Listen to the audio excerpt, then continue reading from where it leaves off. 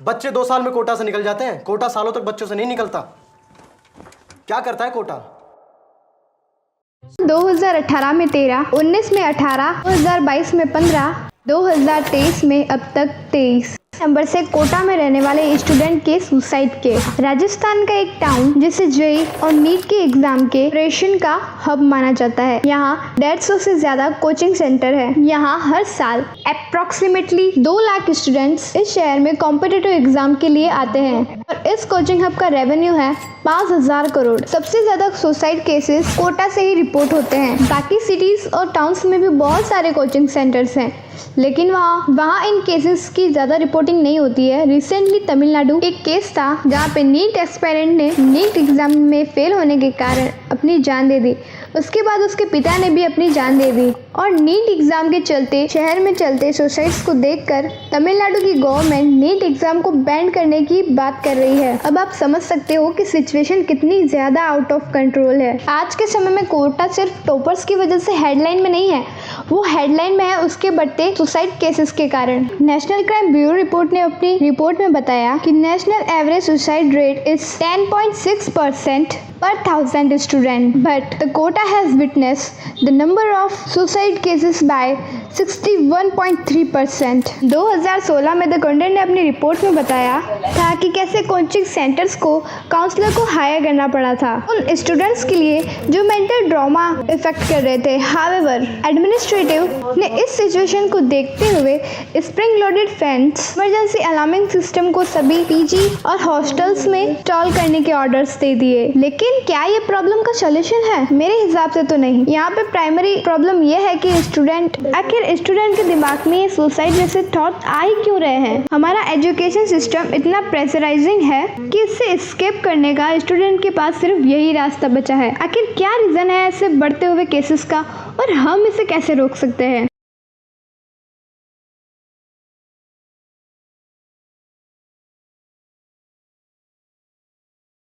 Last year world mental health day पर आई एक report से पता चला कि इंडिया में 81% स्टूडेंट अपने एकेडमिका और एग्जाम रिजल्ट्स को लेकर एंजाइटी और डिप्रेशन फील करते हैं। रिपोर्ट में ये भी लिखा गया था कि कुछ student low level high level anxiety और डिप्रेशन को फेस करते हैं। दूसरी रिपोर्ट के अकॉर्डिंग इंडिया में हर 100 में से 13 बच्चे सीवियर मेंटल डिसऑर्डर जैसी प्रॉब्लम को फेस करते हैं। तो इस सब का ब्लेम आखिर किसको जाता है? करेक्ट, हमारी एजुकेशन सिस्टम पर। According to a report by the associated chamber of commerce and industry of India, primary school में 87%, हाई स्कूल में 95% स्टूडेंट प्राइवेट ट्यूशंस लेना प्रीफर करते हैं। तो आजकल स्कूल की रियलिटी तो हमें पता ही है। हमारे यहाँ प्रैक्टिकल असेसमेंट पर कम ध्यान दिया जाता है और रट्टाफिकेशन पर ज्यादा। जो ज्यादा रट लेगा उसके मार्क्स अच्छे आ जाएंगे। Education is no more social work, is now a business. एक समय ट्यूशंस और कोचिंग स्टूडेंट के लिए सेकेंडरी ऑप्शन था।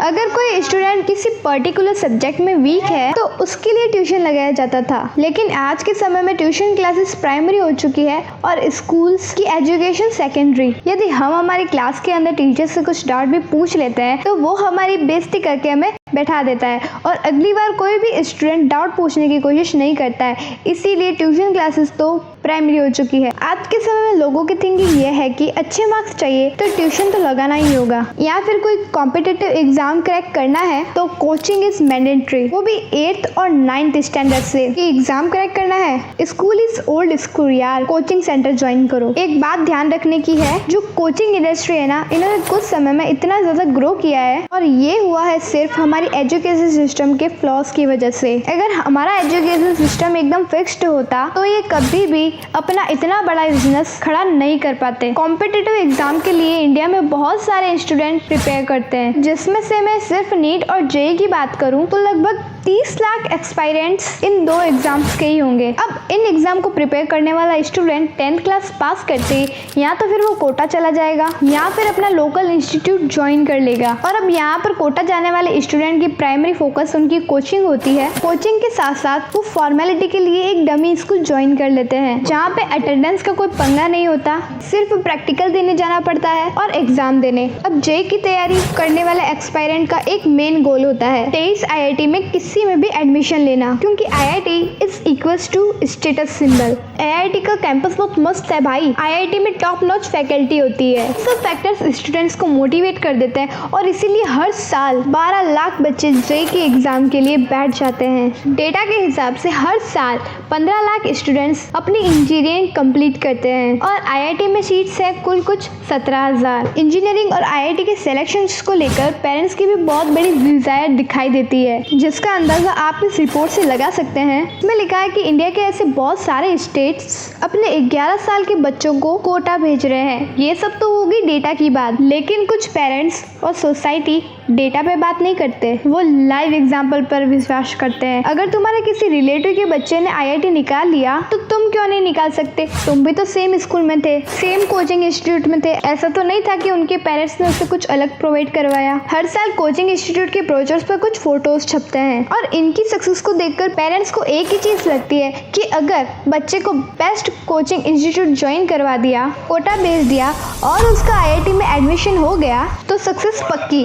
और पेरेंट्स की यही एक्सपेक्टेशन एस्पायरेंट्स के लिए बर्डन बन जाती है। और JEE और NEET की कोचिंग ज्वाइन करने वाला स्टूडेंट की एज ग्रुप 16 to 20 ईयर्स है। बच्चों को बहुत छोटी एज में इस कंपटीशन के अंदर पुश कर दिया जाता है और उन्हें लगने लगता है कि बस अब यही दुनिया है। उन्हें लगता है कि अगर वो यहाँ तक फिनिश लाइन पर पहुँच गए तो उन्होंने सब अचीव कर लिया है। अगर वो नहीं पहुँच पाए तो उनके ऊपर हमेशा के लिए फेलियर का टैग लग जाएगा। वो अपने पेरेंट्स और टीचर को क्या जवाब देंगे? यहाँ पर प्रॉब्लम ये है कि ज्यादातर लोग हैं वन साइडेड आउटकम ही एक्सपेक्ट करते हैं। कोचिंग सेंटर, टीचर्स और पेरेंट्स से लेकर सब कुछ बच्चों को सिर्फ एक ही आउटकम के बारे में बताते हैं, सक्सेसफुल होने के लिए। इन एग्जाम को क्रैक करने के जर्नी में आने वाले कंपटीशन, अनसर्टेनिटी के बारे में कोई किसे नहीं बताता और ऐसा करते हुए वो बहुत ही इम्पोर्टेंट फैक्टर को मिस कर देते हैं, वो है स्टूडेंट की मेंटल हेल्थ। देखो, अगर कोई इंसान किसी भी कंपटीशन के अंदर पार्ट लेगा तो उसके 2 ही आउटकम होंगे, या तो फिर वो पास होगा या तो फिर फेल। तो हमें बच्चों को दोनों ही आउटकम के लिए रेडी रखना चाहिए।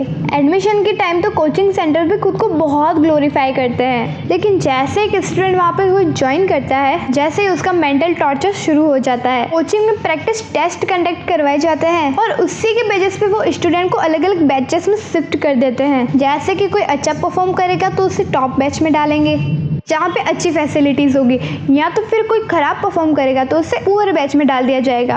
अगर किसी रीजन की वजह से स्टूडेंट प्रैक्टिस टेस्ट के अंदर अच्छा परफॉर्म नहीं कर पा रहा है तो ऑलरेडी उसे इंफीरियर फील करा दिया गया है और डे बाय डे उसका कॉन्फिडेंस डिमिनिश होता चला जाएगा।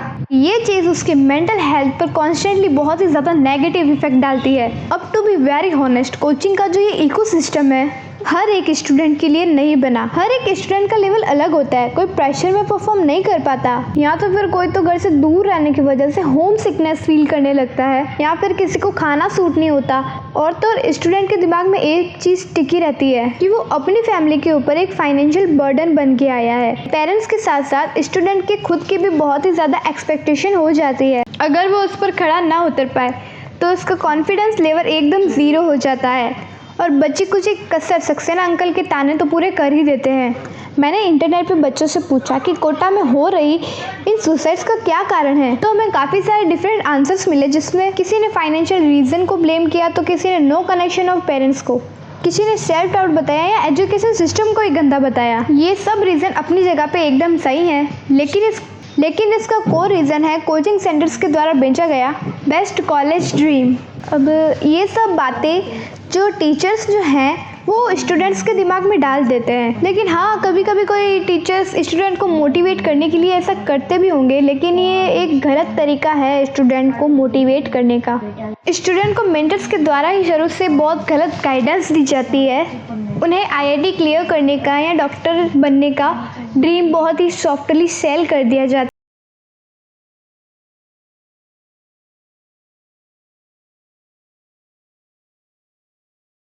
है, वो भी एक बहुत ही फैसिनेटिंग वे में। उस चीज़ को करियर ना बोल के रेस्पेक्ट से जोड़ दिया जाता है और फिर बिना रियलिटी और सिलेबस को समझे बहुत सारे स्टूडेंट इस चीज़ में कूद जाते हैं और फिर बाद में शुरुआत होती है इन सभी प्रॉब्लम्स की, रिग्रेट, गिल्ट, नेगेटिव थिंकिंग। देखो, मेरा पर्पस किसी को भी यहाँ पे डीमोटिवेट करने का नहीं है, लेकिन एक रियलिटी चेक तो बहुत ज़्यादा ज़रूरी है। जैसा आप सोच रहे हो कि ऐसा नहीं होता कि ड्रीम कॉलेज में जाने के बाद तो आपकी लाइफ एकदम सेट हो जाती है। इस साल मानसून में सेंट्रल ने पार्लियामेंट को बताया कि 98 स्टूडेंट पिछले 5 सालों में सुसाइड किया है, जिसमें से 64 स्टूडेंट आईआईटी और एनआईटी जैसे रेपुटेड इंस्टीट्यूट से आते थे। एवरेज निकाला जाए तो करीब 12 स्टूडेंट ने एक साल में सुसाइड किया है। आईआईटीज और एनआईटीज का कैरिकुलम हैंडल ना कर पाना इन सुसाइड्स का मेन रीजन था। और फिर से बात यही आ जाती है कि जिन स्टूडेंट का कैरिकुलम हैंडल नहीं होता वो प्रेशर में या इन कॉलेजेस में आ जाते हैं। अब उसे चाहे पेरेंटल प्रेशर मान लो या पीयर प्रेशर मान लो, और due to lack of interest वो इन इंस्टीट्यूट्स में आने के बाद प्रेशर हैंडल नहीं कर पाते हैं। और ये सिर्फ इंजीनियरिंग कॉलेज में नहीं होता है, ये मेडिकल कॉलेज में भी होता है। 2010 और 19 के बीच में 358 मेडिकल स्टूडेंट ने सुसाइड कमिट किया। एवरेज निकाला जाए तो करीबन 39 स्टूडेंट्स हर एक साल में अपनी जान दे रहे हैं, जो कि इंजीनियरिंग से तो कई ज्यादा है। और करीबन 1166 स्टूडेंट्स जो कि मेडिकल कोचिंग करते हैं उन्होंने अपने कोर्स से ड्रॉप आउट ले लिया। फिर मुझे एक ट्विटर पोस्ट मिली जिसमें आप देख सकते हैं कि 20 डॉक्टर की पोस्ट के लिए 500 डॉक्टर ने अप्लाई किया। इंडिया हर साल 50,000 डॉक्टर प्रोड्यूस करती है, जबकि यूएस सिर्फ 18,000। खैर दोनों कंट्रीज में पॉपुलेशन डिफरेंस बहुत ज़्यादा है, लेकिन उसके बावजूद भी इंडिया में आज बहुत सारे डॉक्टर्स अनएम्प्लॉयड है। कुछ लिमिटेड वैकेंसीज के लिए हज़ारों कैंडिडेट्स अप्लाई कर देते हैं। मेरा इन किसी भी करियर को डिफेम करने का नहीं है भाई, यार रियलिटी चेक होना तो बहुत ज़रूरी है, क्योंकि हमारे यहाँ बच्चों के लिए करियर बनाने के सिर्फ 2 ही डोमेन्स हैं, या तो फिर इंजीनियरिंग, दूसरा डॉक्टर। उन्हें फ़र्क नहीं पड़ता कि यहाँ पे कितने कैंडिडेट्स ऑलरेडी है और कितना हाई कंपटीशन है। लोग अपनी लाइफ सेविंग तक ख़त्म करने के लिए तैयार हैं अपने बच्चों को ये कोर्स कराने के लिए। दूसरे किसी ऑप्शन के लिए तो वो मुड़ के भी नहीं देखना चाहते। म्यूजिशियन, डांसर, ग्राफिक डिज़ाइनर या फैशन डिज़ाइनर, इनमें से कुछ भी बनना चाहता है तो ही और she is disgrace to their family. देखो, अगर तुम्हारा इंटरेस्ट खुद तुम्हारे करियर में नहीं होगा, तुम प्रेशर में आके उसे ज्वाइन कर लोगे तो वहाँ सर्वाइव करना ऑलमोस्ट इम्पॉसिबल हो जाएगा। देखो, सक्सेस तो हर जगह पे है, लेकिन उसके लिए पेशेंस भी बहुत ज़्यादा ज़रूरी है। पैशन इंसान जब रख पाता है जब वो उस करियर के लिए पैशनेट हो। अगर आपको सोसाइटी में केवल रिस्पेक्ट के लिए नाम के आगे डॉक्टर लगाना है या फिर पैसा कमाने के लिए इंजीनियर बनना है, तो ये करियर आपके लिए बहुत टफ साबित हो सकता है। एक्सपायरेंट किसी भी प्रिपरेशन के लिए या एग्जाम के लिए बाहर जाते हैं तो उनके रिलेटिव्स और नेबर एक नैरेटिव बना देते हैं कि तुम्हारा तो होना ही चाहिए भाई, तुम्हारा नहीं होगा तो फिर किसका होगा। ये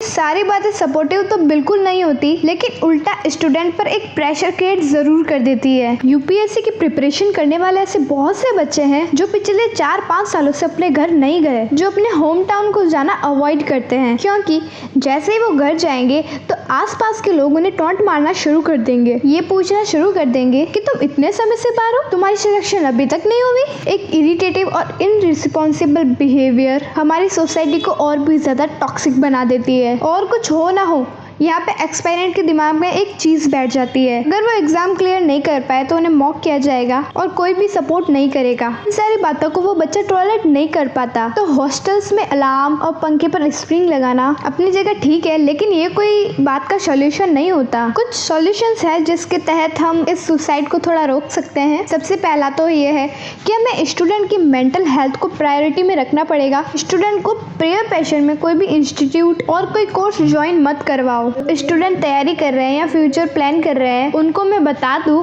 कि चाहे रिजल्ट कोई भी हो, पॉजिटिव या नेगेटिव, एक एग्जाम के लिए अपनी लाइफ खत्म करना किसी भी चीज़ का सॉल्यूशन नहीं है। बहुत केसेस में ये होता है कि एक स्टूडेंट बिना प्रिपरेशन के एग्जाम देता है, उसके बाद वो कोई कोचिंग ज्वाइन करता है और कोचिंग के बाद वाले अटेम्प्ट में उसके पहले से भी कम नंबर आते हैं और वहाँ पे वो गिल्ट फील करने लगता है। देखो, अगर भले तुम एक एग्जाम में फेल हो गए, लेकिन पिछले कुछ समय में तुमने जो कुछ भी सीखा या जो एक्सपीरियंस गेन किया इस फेलियर से, वो लाइफ में आगे बहुत काम आने वाला है। देखो, बुरा सबको लगता है जब एक बच्चा अपने पेरेंट्स की एक्सपेक्टेशन पर खड़ा ना उतर पाए। कि देखो, आपके दिमाग में नेगेटिव थॉट्स भी जरूर आएंगे कि मैंने अपने पेरेंट्स के हार्ड एंड मनी वेस्ट कर दी। आपको ये भी लगेगा कि मेरे मेरे सारे एफर्ट्स भी फेल हो गए, I let everybody down. But ये सभी थॉट्स बहुत ही टेम्पररी होते हैं। इस समय में कोई भी ऐसा स्टेप्स मत लो जो परमानेंट आपको हार्म करे और आपकी फैमिली को हार्म करे। कुछ स्टूडेंट तो ये सोचते हैं कि अगर मुझे IIT नहीं मिला, टॉप कॉलेज में एडमिशन नहीं हुआ,